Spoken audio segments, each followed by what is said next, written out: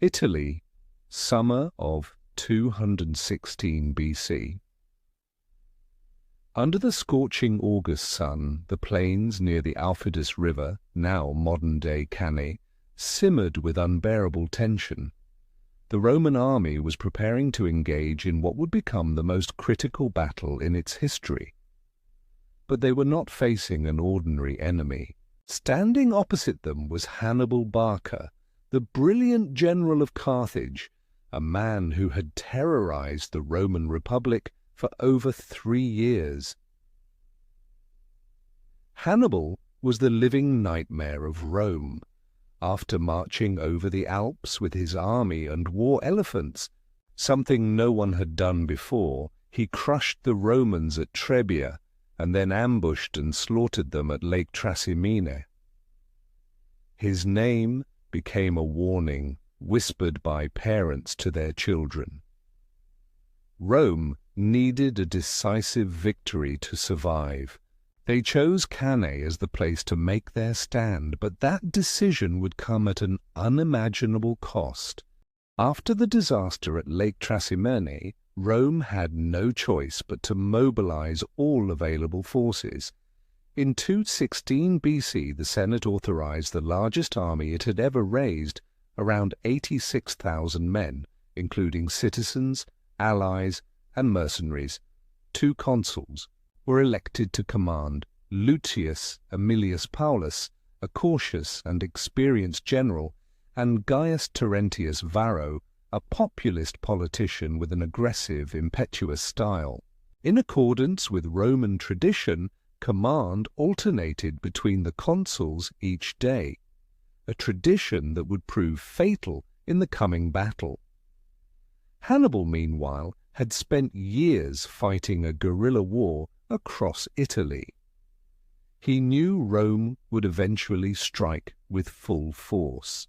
He chose Cannae for the showdown, a flat, open plain ideal for cavalry and for orchestrating complex battlefield maneuvers. Before withdrawing to Cannae, Hannibal seized the grain stores there, knowing it would provoke Rome into action. It worked.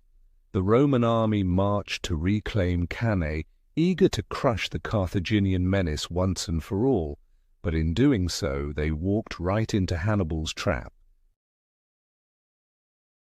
On August 2, 216 BC, the two armies faced each other.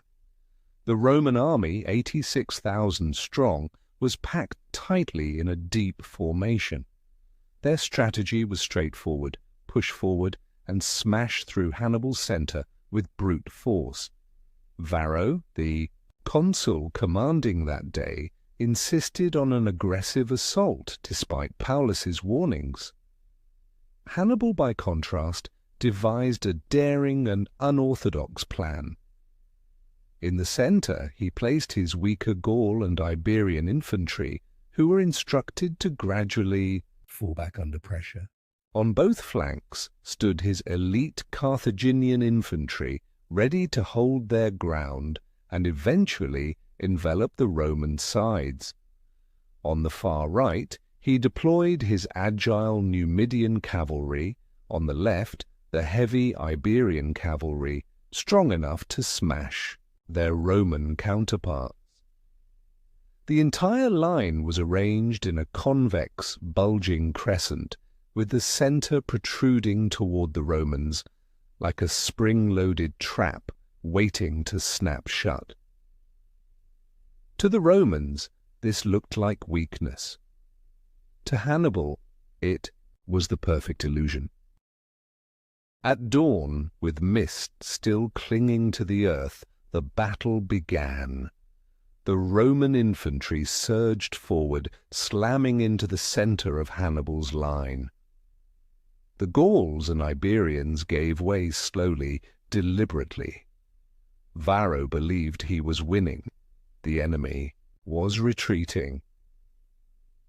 But as the Roman infantry drove deeper into the center, they unknowingly stretched and narrowed their own formation. Hannibal's trap began to close. The Carthaginian flanks held firm, then began pressing inward, turning the once bulging crescent into a deadly concave bowl. At the same time, Hannibal's cavalry annihilated the Roman cavalry.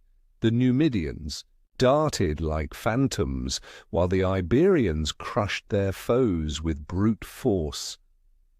Hannibal's horsemen then swung around the rear of the Roman formation, sealing the last route of escape. The Romans were now completely encircled, enemies on all sides. Inside the tightening ring, the Roman soldiers couldn't move, couldn't swing their swords, could barely breathe. The mass was so dense that men died not just from wounds, but from suffocation and trampling. According to ancient sources like Polybius and Livy, blood ran in streams and screams echoed across the plain. The killing lasted for hours. Hannibal showed no mercy. He wasn't just fighting for victory, he wanted to make Rome bleed. By sunset, the battlefield was silent.